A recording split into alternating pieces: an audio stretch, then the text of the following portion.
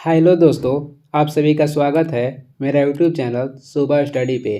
तो चलिए शुरू करते हैं आज के क्लास। आज हम लोग पढ़ेंगे जो एडिटोरिया का प्रैक्टिस सेट लगा रहे हैं उसका अगला पार्ट। तो चलिए शुरू करते हैं। पहला क्वेश्चन हो जाएगा यदि कोई व्यक्ति सीढ़ी पर चढ़ता है और चढ़कर उतर जाता है तो किए गए कार्य का मान होगा। तो कोई व्यक्ति सीढ़ी पर चढ़कर उतर जाता है तो उसके द्वारा किया गया जो कार्य होगा वो शून्य होगा। और बल और विस्थापन के दिशा में जो कार्य होता है वो धनात्मक होता है और उसके विपरीत जो कार्य होता है वह ऋणात्मक होता है।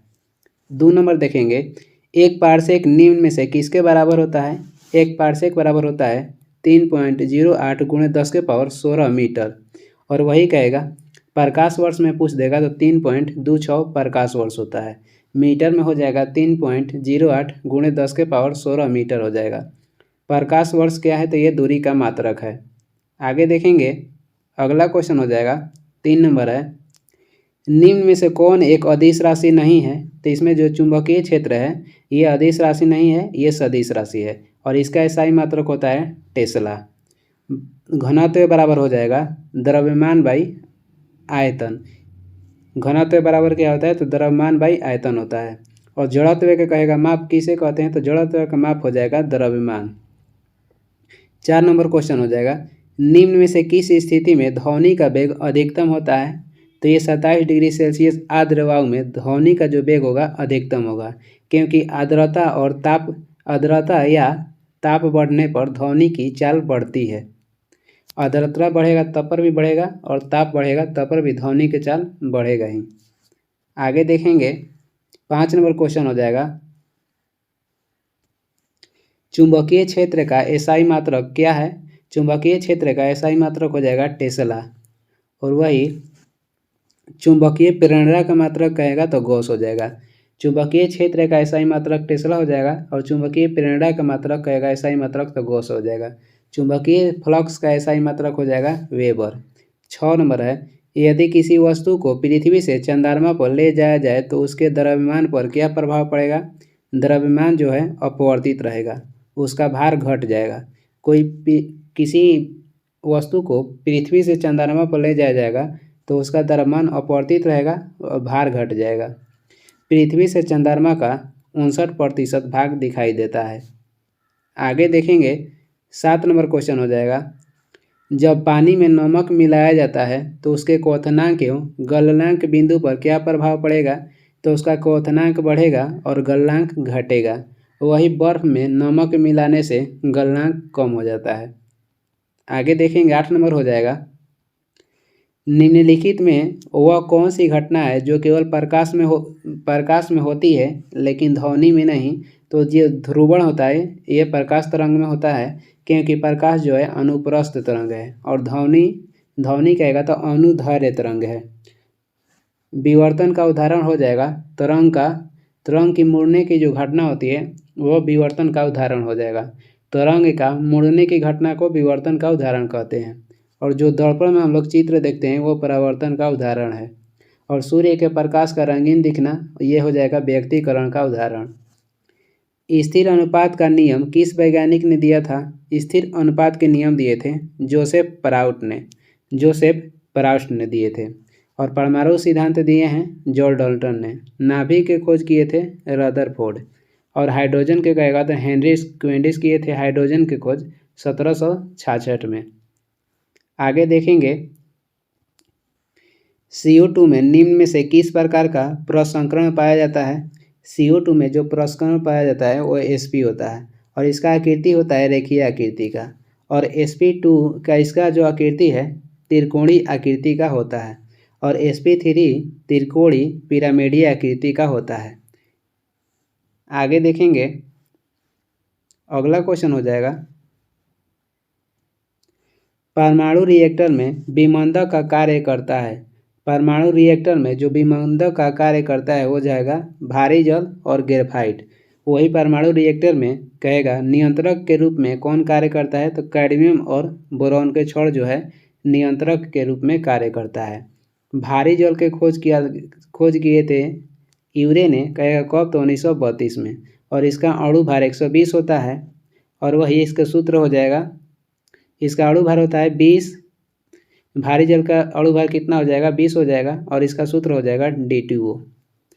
वही कहेगा परमाणु रिएक्टर में ईंधन के कार्य कौन करता है, तो यूरेनियम जो है ईंधन के कार्य करता है। 12 नंबर हो जाएगा, निम्न में से कौन ऑक्सीकरण तथा अवकरण दोनों तरह का व्यवहार करता है, तो इसमें हो जाएगा HNO2। पोटेशियम पर मैग्नेट का सूत्र हो जाएगा KMnO4। पोटेशियम पर मैग्नेट का सूत्र क्या हो जाएगा KMnO4, और पोटेशियम पर मैग्नेट को लाल द्रव्य के रूप में जाना जाता है। कहेगा कि लाल द्रव्य किसे कहते हैं, पोटेशियम पर मैग्नेट को लाल द्रव्य कहते हैं। आगे देखेंगे 13 नंबर हो जाएगा, निम्न में से कौन सा कोशिकांग जंतु कोशिकांग में नहीं पाया जाता है।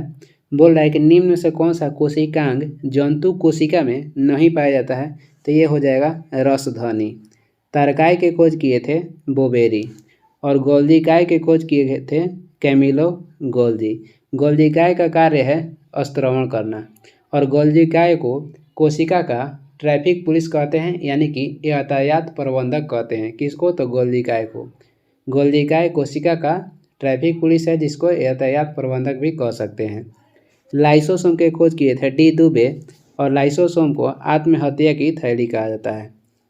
14 नंबर हो जाएगा, कौन सा एंजाइम वसा को वसी अम्ल तथा ग्लिसरॉल में परिवर्तित कर देता है, तो ये हो जाएगा लाइपेज। ट्रिप्सिन क्या करता है, तो प्रोटीन के पाचन में सहायक करता है ट्रिप्सिन। एमाइलेज का कार्य है कार्बोहाइड्रेट का पाचन करना। वही कहेगा कि पेप्सिन का कार्य क्या है, तो पेप्सिन जो है प्रोटीन को पॉलीपेप्टाइड में बदलता है। आगे देखेंगे, जठरस से 2 एंजाइम निकलता है, पेप्सिन और रेनिन। 15 नंबर क्वेश्चन हो जाएगा, कॉकरोच में हृदय कोष्ठों की संख्या होती है, तो कॉकरोच में 13 हृदय कोष्ठ होता है। मेढक में हो जाएगा 3। रक्त बिंबाणु का जीवन काल कहेगा तो 3 से 5 दिन होता है, और आरबीसी यानी कि लाल रक्त कण का जीवन काल हो जाएगा 120 दिन, और वही सफ़ेद रक्त कण का जीवन काल हो जाएगा 2 से 4 दिन, और सफ़ेद रक्त कण को प्रतिरक्षा तंत्र भी कहा जाता है। रक्त का निर्माण होता है अस्थि मज्जा में, और ब्लड बैंक कहेगा किसे कहते हैं, तो पलिया या तीली को कहते हैं। 17 नंबर क्वेश्चन हो जाएगा, अमीबा में किस प्रकार का अलैंगिक जनन पाया जाता है, तो अमीबा में अलैंगिक जनन जो पाया जाता है उसे विखंडन कहते हैं। अमीबा का प्रचलन अंग कहेगा तो कुटपाद हो जाएगा। वही हाइड्रा के प्रचलन अंग हो जाएगा मुकुलन या टेटेकिल्स। आलू में कौन सा जनन होता है, तो कायिक जनन जो होता है ये आलू में होता है। हड़प्पा सभ्यता के किस स्थल से उन्नत जल प्रबंधन व्यवस्था साक्ष्य प्राप्त हुआ था, तो ये हो जाएगा धौलावीरा से, और धौलावीरा से जल प्रबंधन का साक्ष्य प्राप्त हुआ है, और ये कहाँ स्थित है, तो ये गुजरात में स्थित है। और हड़प्पा कहेगा किस हड़प्पा स्थल तीनों भागों में विभक्त था, तो ये हो जाएगा धौलावीरा। लोथल हड़प्पा काल का बंदरगाह था, और यहाँ से अंगदी कुंड का साक्ष्य मिला है। बनवाली हरियाणा में है, और यहाँ से मिट्टी के बना हुआ हल का साक्ष्य प्राप्त हुआ है। राखी गढ़ी भी ये कहाँ पे है, तो ये हरियाणा में है। राखी गढ़ी भी हरियाणा में है। ये मिट्टी का जो हल है ये बनवाली हरियाणा से मिला है। राखी गढ़ी नहीं होगा, ये हो जाएगा बनवाली हरियाणा से। आगे देखेंगे 19 नंबर क्वेश्चन हो जाएगा, उत्तर मीमांसा दर्शन के प्रवर्तक कौन थे। उत्तर मीमांसा दर्शन के प्रवर्तक कहेगा तो बदरायण हो जाएंगे। वही वैश्विक दर्शन के प्रवर्तक कहेगा कौन थे, तो कणाराध्य। और पूर्व मीमांसा या मीमांसा के कहेगा प्रवर्तक कौन थे, तो जैमिनी हो जाएंगे। लोकायत दर्शन के प्रवर्तक हो जाएंगे चरवाके। एक आता है काव्य मीमांसा। काव्य मीमांसा के प्रवर्तक थे राजशेखर। पूर्व या मीमांसा कहेगा तो जैमिनी हो जाएंगे। उत्तर मीमांसा के हो जाएंगे बदरायण, और काव्य मीमांसा के हो जाएंगे राजशेखर। वैश्विक दर्शन के कहेगा तो कणाद हो जाएंगे, और वही लोकायत दर्शन के कहेगा तो चरवाक हो जाएंगे। 20 नंबर देखेंगे, हाटक निम्न में से किस महाजनपद की राजधानी थी, तो कम्बोज की राजधानी हो जाएगा हाटक। सूर्यसेन की राजधानी कहेगा कि कहाँ था, तो सूर्यसेन का राजधानी था मथुरा। वही गंधार की राजधानी कहेगा तो तक्षशिला हो जाएगा। अस्मक की राजधानी हो जाएगा प्रतिष्ठान पुरी, और गंधार की राजधानी हो जाएगा तक्षशिला। सूर्यसेन की राजधानी कहेगा तो मथुरा, और कम्बोज की राजधानी हो जाएगा हाटक। 16 महाजनपद का उल्लेख कहेगा तो बौद्ध धर्म के अंगुत्तर निकाय में मिलता है और जैन धर्म के भगवती सूत्र में मिलता है। 16 महाजनपद का उल्लेख जैन धर्म के भगवती सूत्र में मिलता है और बौद्ध धर्म के अंगुत्तर निकाय में मिलता है। आगे देख लेंगे 21 नंबर हो जाएगा, निम्नलिखित में कौन एक जय ग्रंथ नहीं है। इसमें अवदान शतक जो है एक जय ग्रंथ नहीं है। कल्पसूत्र कहेगा रचयिता कौन है, तो कल्पसूत्र के रचयिता हो जाएंगे भद्रबाहु और भगवती सूत्र के रचयिता हो जाएंगे महावीर। आगे देखेंगे अगला क्वेश्चन है 22 नंबर हो जाएगा, भारत में कुषाण वंश की स्थापना किसने की थी। कुषाण वंश की स्थापना किए थे कुजुल कटफिसेस और कुषाण वंश के सबसे प्रतापी शासक कहेगा तो कनिष्क हो जाएंगे और इन्हें दूसरा अशोक भी कहा जाता है। कनिष्क को दूसरा अशोक भी कहा जाता है। वही कहेगा कि मूर्ति बनाने की शुरुआत किस काल में किया गया था, कुषाण काल में किया गया था और मंदिर बनाने की शुरुआत किया गया था गुप्त काल में। वासुदेव कहेगा किस वंश के संस्थापक थे, तो कर्ण वंश के संस्थापक हो जाएंगे वासुदेव। तुगलकनामा की रचना किसने की थी, तुगलकनामा की रचना किए थे अमीर खुसरो ने। अकबरनामा की रचना किए थे अबुल फजल और तारीख फिरोज शाही की रचना कहेगा किसने की थी, तो जियाउद्दीन बर्नी किए थे। आगे देख लेंगे 24 नंबर हो जाएगा, दिल्ली सल्तनत के किस शासक को गुलामों का गुलाम कहा जाता है, तो इल्तुतमिश का गुलामों का गुलाम कहा जाता था। चालीसा दल की स्थापना इल्तुतमिश किए थे और चालीसा दल के समाप्त कहेगा किसने किया था, तो बलबन किए थे। कुतुबुद्दीन ऐबक कुतुब मीनार के निर्माण करवाए थे और इन्होंने दास वंश की स्थापना की जिसका अन्य नाम गुलाम वंश था। कुतुबुद्दीन ऐबक ने अपनी राजधानी लाहौर बनाए थे और इसके बाद इल्तुतमिश जब राजा बने तो अपनी राजधानी कहाँ बना दी, लाहौर से दिल्ली बना दिए।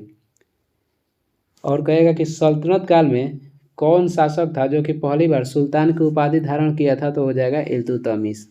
25 नंबर हो जाएगा, दार उल सफ़ा की स्थापना किसने की थी, तो ये किए थे फिरोज शाह तुगलक और पागल बादशाह की संज्ञा दिया गया है मोहम्मद बिन तुगलक को।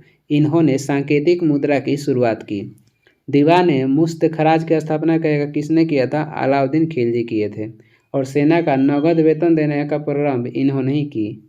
और पहली बार सल्तनत काल में नहर निर्माण की प्रथा शुरुआत किए गयासुद्दीन तुगलक, नहर निर्माण की प्रथा शुरू किए गयासुद्दीन तुगलक और सर्वाधिक कराए थे फिरोज शाह तुगलक। आगे देखेंगे 26 नंबर हो जाएगा, फारसी यात्री अब्दुल रजाक ने किसके शासनकाल में विजयनगर की यात्रा की थी।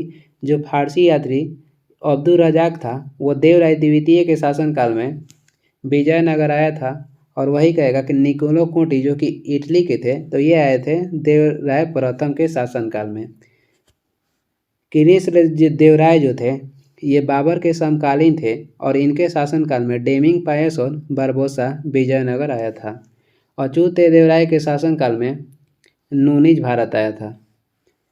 27 नंबर हो जाएगा, शिवाजी ने किस वर्ष छत्रपति की उपाधि धारण किए थे, तो 1674 में शिवाजी ने छत्रपति की उपाधि धारण किए और राज्य अभिषेक भी शिवाजी का 1674 में हुआ था। शिवाजी का जन्म हुआ था सिवनेर में 1627 में और इनका मृत्यु हो गया था 1680 में। शिवाजी की राजधानी कहेगा तो रायगढ़ थी और शिवाजी को औरंगजेब ने कब कैद कर लिया था, तो 1666 ईस्वी में। आगे देखेंगे 28 नंबर हो जाएगा, किस पुर्तगाली गवर्नर ने कोचीन की जगह गोवा को पुर्तगालियों की राजधानी बनाया, तो ये हो जाएंगे नीना डी कुल्हा। नीना डी कुल्हा ने कोचीन की जगह गोवा को पुर्तगालियों की राजधानी बनाया। और भारत में ब्लू वाटर पॉलिसी कहेगा किसने अपनाया था, तो फ्रांसिस्को डी अल्मेडा अपनाया था। गोवा को बहमनियों से किसने छीना था, तो ये विजयनगर के शासक था हरिहर द्वितीय। आगे देखने 29 नंबर हो जाएगा, अंग्रेजों फ्रांसीसियों के बीच पेरिस की संधि कब हुई थी। औरंगजेब एवं फ्रांसीसियों के बीच पेरिस की जो संधि हुआ था 1763 में हुआ था और अंग्रेज एवं फ्रांसीसियों के बीच वांडीवास का युद्ध कहेगा तो 1760 में हुआ था। सिराजुद्दौला के कार्यकाल में काल कोठरी की घटना हुआ था कहाँ पे, तो बंगाल में और ये कब हुआ 1756 में हुआ था। जिसमें सिराजुद्दौला ने 146 अंग्रेज को एक कोठरी में बंद कर दिया था, जिसमें केवल 23 ही अंग्रेज जिंदा बचे थे। उसमें 123 अंग्रेज का मृत्यु हो गया। उसे काल कोठरी की घटना कहते हैं, जो कि बंगाल में 1756 में हुआ था, सिराजुद्दौला के कार्यकाल में। आगे देख लेंगे 30 नंबर क्वेश्चन हो जाएगा, निम्नलिखित में से किस राजवंश ने वैष्णव धर्म को संरक्षण प्रदान किया था? तो वैष्णव धर्म को संरक्षण प्रदान किए थे गुप्त वंश। और गुप्त वंश के महान शासक कहेगा तो चंद्रगुप्त प्रथम हो जाएंगे, और इन्होंने पहली बार महाधीराज की उपाधि धारण की थी। बुद्ध की खड़ी प्रतिमा का निर्माण किया गया था। बुद्ध की जो खड़ी प्रतिमा का निर्माण हुआ था वह कुषाण काल में ही हुआ था, यानी कि कुषाण वंश में ही हुआ था। मौर्य वंश के कहेगा संस्थापक कौन थे? तो चंद्रगुप्त मौर्य थे। चंद्रगुप्त मौर्य कहेगा तो ये जैन धर्म के अनुयायी थे, और इनको कहेगा जैन धर्म के अनुयायी, यानी कि चंद्रगुप्त मौर्य को जैन धर्म की शिक्षा किससे मिली थी? तो भद्रबाहु से मिली थी। 31 नंबर क्वेश्चन है कि सन्यासी आंदोलन से संबंधित कौन एक नेता नहीं था? सन्यासी आंदोलन से संबंधित एक नेता इसमें से शंकर सिंह नहीं थे। बाकी भवानी पाठक, देवी चौधरानी और मंजर शाह जो थे सन्यासी आंदोलन से संबंधित थे। और एक इसी से मिलता जुलता आता है स्वदेशी आंदोलन। जो स्वदेशी आंदोलन था वह बंगाल विभाजन के विरोध में किया गया था 1905 में, और ये कहाँ पे हुआ था? तो बंगाल में। ये स्वदेशी आंदोलन किसके विरोध में किया गया था? तो बंगाल विभाजन के विरोध में किया गया था 1905 में बंगाल में। आगे देख लेते हैं 32 नंबर क्वेश्चन हो जाएगा, निम्न में से किस भारतीय राज्य की सीमा म्यांमार से नहीं लगती है? म्यांमार से नहीं लगती है तो इसमें त्रिपुरा का सीमा जो है म्यांमार से नहीं लगता है। म्यांमार से लगने वाला राज्य हो जाएगा अरुणाचल प्रदेश, नागालैंड, मिजोरम और मणिपुर। इसका ट्रिक हो जाएगा अरुण मामी। और अरु से हो जाएगा अरुणाचल प्रदेश, और न से हो जाएगा नागालैंड, म से हो जाएगा मणिपुर, और मी से हो जाएगा मिजोरम। यानी कि अरुणाचल प्रदेश, नागालैंड, मणिपुर, मिजोरम। और सर्वाधिक आएगा म्यांमार से किस भारतीय राज्य की सीमा लगता है? तो अरुणाचल प्रदेश का सर्वाधिक लगता है।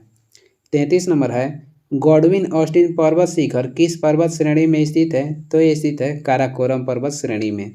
काराकोरम पर्वत जो है भारत और चीन के बीच है। और भारत की सबसे ऊंची चोटी K2 यानी कि गॉडविन ऑस्टिन हो जाएगा, जिसकी ऊंचाई है 8611 मीटर। और जास्कर जो श्रेणी है ये हिमालय के समानांतर स्थित है। आगे देखेंगे तावा किस नदी की सहायक नदी है? तो तावा हो जाएगा नर्मदा नदी की सहायक नदी। नर्मदा नदी निकलती है अमरकंटक के पहाड़ी से, और महानदी निकलती है छत्तीसगढ़ के सिंहवा पर्वत से, और ये गिरती है बंगाल के खाड़ी में। और माही नदी कहेगा तो माही नदी गिरती है खंभात की खाड़ी में। माही नदी कहाँ गिरती है? तो खंभात की खाड़ी में। और महानदी गिरती है बंगाल की खाड़ी में।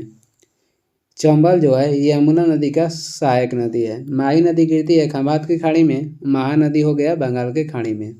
उकाई परियोजना जो स्थित है ये ताप्ती नदी पर स्थित है। कहाँ पे? तो गुजरात में। आगे देखेंगे अगला क्वेश्चन हो जाएगा 35 नंबर, उत्तर पूर्वी मानसून से सबसे अधिक वर्षा किस राज्य में होता है? उत्तर पूर्वी मानसून से सबसे अधिक वर्षा कहेगा तो तमिलनाडु में होता है। कहाँ पे? तो तमिलनाडु में। और लौटती हुई मानसून से भी सर्वाधिक वर्षा तमिलनाडु में ही होता है। एलिफेंटा जल प्रपात कहेगा तो ये मेघालय में स्थित है। या उमियम झील कहेगा तो मेघालय में ही है। काजीरंगा कहेगा कि राष्ट्रीय उद्यान किस राज्य में है? तो असम में है, और ये प्रसिद्ध है एक सींग वाला गेंडा के लिए। और सैटेलाइट से कहेगा सैटेलाइट से कनेक्ट होने वाला पहला राष्ट्रीय उद्यान कौन सा हो जाएगा? तो काजीरंगा ही हो जाएगा। बुक्सा कहेगा बुक्सा बाघ अभयारण्य कहाँ पे है? तो ये पश्चिम बंगाल में है। आगे देख लेंगे 36 नंबर हो जाएगा, मेटूर परियोजना किस नदी पर स्थित है? तो ये स्थित है कावेरी नदी पे तमिलनाडु में। गरसोपा कहेगा गरसोपा परियोजना किस नदी पे है? तो ये शरावती नदी पे है। गरसोपा परियोजना या जलप्रपात स्थित है शरावती नदी पे कर्नाटक। उकाई परियोजना स्थित है ताप्ती नदी पे गुजरात। और बिहार जलप्रपात कहेगा किस नदी पे है? तो टोंस नदी पे। बिहार जलप्रपात टोंस नदी पर स्थित है। आगे देख लेंगे तातीपाका तेल परिशोधनशाला किस राज्य में है? तातीपाका तेल परिशोधनशाला कहेगा किस राज्य में है? तो ये स्थित है आंध्र प्रदेश में। और रिलायंस तेल परिशोधनशाला कहेगा तो ये गुजरात में है, और डिगबोई कहेगा तो असम में है। निकेल सर्वाधिक कहेगा किस भारतीय राज्य में उत्पादन होता है, तो निकेल का उत्पादन सर्वाधिक उड़ीसा में होता है। 38 नंबर है, 2011 की जनगणना के अनुसार भारत में सबसे अधिक शहरी जनसंख्या निम्न में से किस राज्य में है। सबसे अधिक शहरी जनसंख्या हो जाएगा महाराष्ट्र में, और सर्वाधिक जनसंख्या वाला राज्य कहेगा तो उत्तर प्रदेश हो जाएगा। जनगणना अनुच्छेद 246 के तहत कराया जाता है, और जो 2011 की जनगणना था स्वतंत्र भारत की 7वीं थी, और वही क्रम से कहेगा तो 15वीं थी। 2011 के जनगणना आयुक्त कहेगा तो सी चंद्रमौली थे। 2011 के जनगणना आयुक्त कौन थे? सी चंद्रमौली थे। 1921 को जनगणना का महाविभाजन वर्ष कहते हैं, और लघु विभाजन वर्ष जनगणना के 1951 को कहते हैं। आगे देखेंगे 39 नंबर हो जाएगा, भारत का सबसे बड़ा जैवमंडल आरक्षित क्षेत्र कौन सा हो जाएगा, तो ये हो जाएगा कच्छ का रण।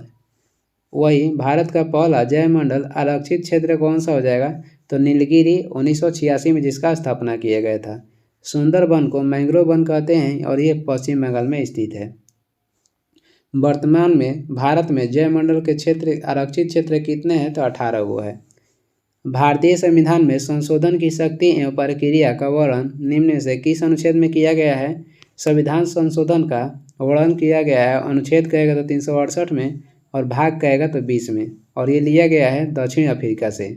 आगे देख लेंगे 41 नंबर क्वेश्चन है, किसी राज्य में राष्ट्रपति शासन की घोषणा को मंजूरी देने वाला प्रस्ताव संसद के दोनों सदनों द्वारा निम्न में से किस बहुमत द्वारा पारित किया जाता है, तो ये हो जाएगा साधारण बहुमत द्वारा। भारत में किसी भी राज्य में राष्ट्रपति शासन लागू होता है अनुच्छेद 356 के तहत, और भारत में पहली बार राष्ट्रपति शासन लागू किया गया था पंजाब राज्य में 1951 में। आगे देखेंगे 42 नंबर हो जाएगा, मंत्री नियुक्त किए जाने के संबंध में क्या सही नहीं है, तो इसमें जो है कि जो लोकसभा का सदस्य नहीं है वो मंत्री नहीं बन सकता, तो ये गलत है। जो लोकसभा के सदस्य नहीं है, ये जरूरी नहीं है कि लोकसभा के सदस्य हो, और राज्यसभा से भी मंत्री बन सकते हैं, तो ये गलती था। बाकी देख लेते हैं, राज्यसभा का सदस्य मंत्री बन सकता है, ये सही है। लोकसभा का सदस्य भी मंत्री बन सकता है, ये भी सही है। संसद का सदस्य मंत्री बन सकता है, ये भी सही है। आगे देखेंगे 43 नंबर हो जाएगा, निम्न में कौन सुमिलित नहीं है, तो इसमें सी सुमिलित नहीं है। संविधान संशोधन भाग 21 में नहीं, भाग 20 में है, और वही कहेगा कि किस देश से लिया गया है संविधान संशोधन, तो दक्षिण अफ्रीका से, यानी कि साउथ अफ्रीका से।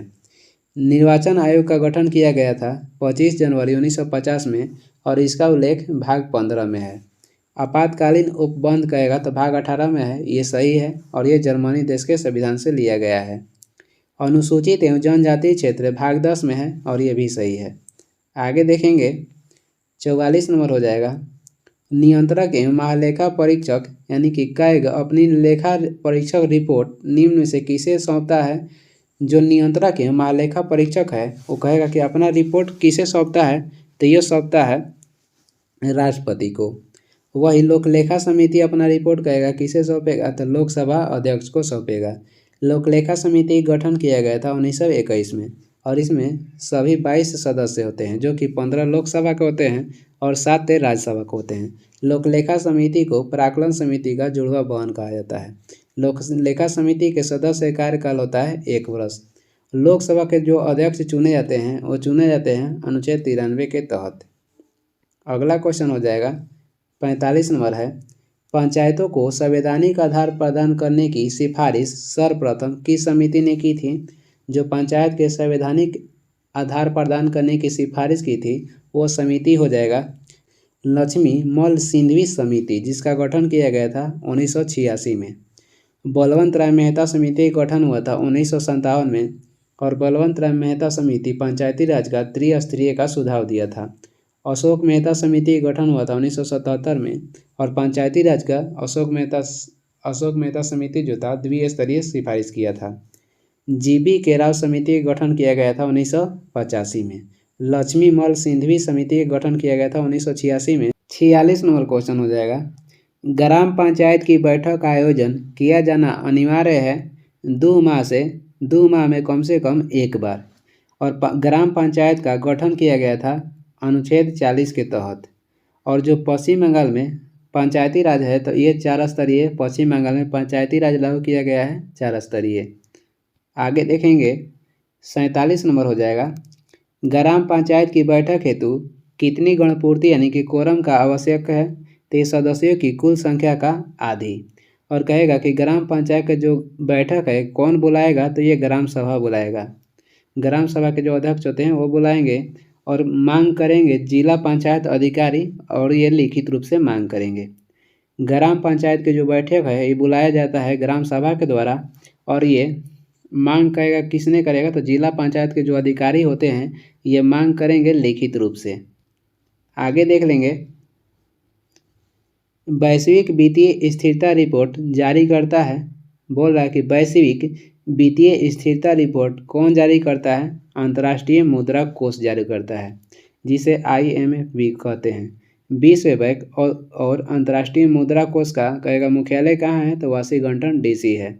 और इसका गठन किया गया था 1944-45 में। संयुक्त राष्ट्र संघ का मुख्यालय हो जाएगा न्यूयॉर्क में, और इसका गठन हुआ था 24 अक्टूबर 1945 में। ग्रेट डिवाइडिंग रेंज कहेगा किस देश में स्थित है, तो ये स्थित है ऑस्ट्रेलिया में। ऑस्ट्रेलिया कहेगा राजधानी कहाँ है, तो कैनबरा हो जाएगा। महिलाओं को वोट देने का अधिकार देने वाला पहला देश हो जाएगा न्यूजीलैंड। कनाडा का राजधानी कहेगा तो ओटावा हो जाएगा। हरित क्रांति की शुरुआत विश्व में मैक्सिको से हुआ था, और भारत में कहेगा तो पंतनगर उत्तराखंड से हुआ था। 50 नंबर क्वेश्चन है, रीगा निम्न में से किस देश की राजधानी है, तो रीगा हो जाएगा लताविया की राजधानी। लिथुआनिया की राजधानी हो जाएगा विनियस। और मेसिडोनिया की राजधानी कहाँ है, तो स्कोपजे है। मेसिडोनिया की राजधानी हो जाएगा स्कोपजे। आगे कुछ वन लाइनर क्वेश्चन है, देख लेते हैं। इसमें हो जाएगा प्रमुख सामाजिक सुधार अधिनियम। सरदा एक्ट कब लाया गया था, 1930 में लाया गया था, और शासनकाल लॉर्ड इरविन के शासनकाल में। एज ऑफ कॉन्सेंट एक्ट कहेगा कब लाया गया था, तो 1891 में। उस समय गवर्नर जनरल थे लैंसडाउन उस समय गवर्नर जनरल थे। आगे देखेंगे, नेटिव मैरिज जो एक्ट था, नेटिव मैरिज एक्ट लाया गया था 1872 में, और उस समय गवर्नर जनरल थे नॉर्थब्रुक। हिंदू विधवा पुनर्विवाह 1856 में लाया गया था, और लॉर्ड कैनिंग द्वारा लाया गया था। और कहेगा कि हिंदू विधवा पुनर्विवाह के प्रवर्तक कौन थे, यानी कि कहेगा किसने शुरू किया था, ईश्वर चंद्र विद्यासागर ने। सती प्रथा पर प्रतिबंध लगाया गया था 1829 में, और उस समय कार्यकाल था लॉर्ड विलियम बेंटिक का कार्यकाल था, और इसमें सहायता किए थे राजा राम मोहन राय ने। शिशुवध का प्रतिबंध कहेगा कब से लाया गया था, 1798 से 1802 तक, और उस समय कहेगा कार्यकाल किसका था, तो लॉर्ड वेलेस्ली का। आगे देखेंगे, आगे कुछ महत्वपूर्ण पुस्तक एवं पत्रिकाएं हैं। माई ट्रूथ पुस्तक के लेखक कहेगा तो इंदिरा गांधी है। वही माई एक्सपेरिमेंट विथ ट्रूथ कहेगा तो इसका लेखक हो जाएंगे महात्मा गांधी। माई ट्रूथ पुस्तक के लेखक इंदिरा गांधी हो जाएंगे, और माई एक्सपेरिमेंट विथ ट्रूथ के कहेगा तो महात्मा गांधी हो जाएंगे। My experiment with on truth के कहेगा तो माइकल एडरसन हो जाएंगे। इंडिया डिवाइडेड पुस्तक के लेखक हो जाएंगे Rajendra Prasad. A man who divided पुस्तक के लेखक हो जाएंगे रफ़ीक ज़कारिया।